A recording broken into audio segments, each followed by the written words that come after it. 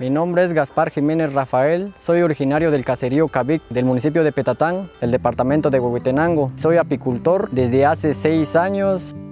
Los efectos que he tenido por el cambio climático es que he tenido baja producción de miel porque en el área hubieron escasas floraciones por las altas temperaturas del clima. Baja producción de néctar, me afectó en la baja población de las abejas, en las que cuando había floración yo tenía baja población de abejas y no me ayudaba a recolectar la miel. Y ya cuando aumentaba la población de mis colmenas es donde ya no había floración.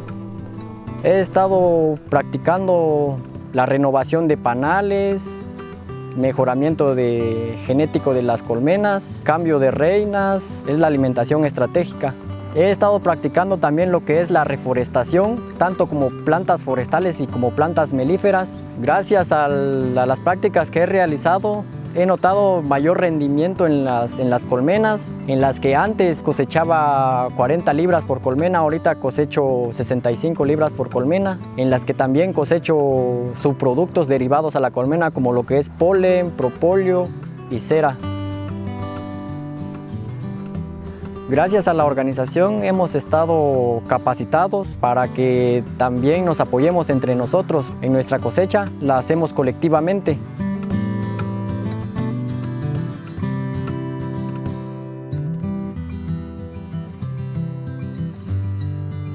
Tengo como plan generar un nuevo apiario en el que podré aplicar las técnicas o renovar las técnicas para mantener una mayor producción y así en un futuro tal vez llegar de acuerdo a la experiencia que he obtenido, dar asistencia técnica a socios o a amigos apicultores. Les recomendaría a los amigos apicultores y apicultoras como yo a que participemos a las capacitaciones y que las pongamos en práctica para mejorar nuestra producción.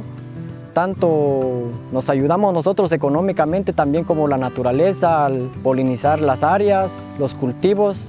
Algunos se han dado cuenta de que por los efectos del cambio climático han tenido baja producción y están empezando a abandonar lo que es la apicultura.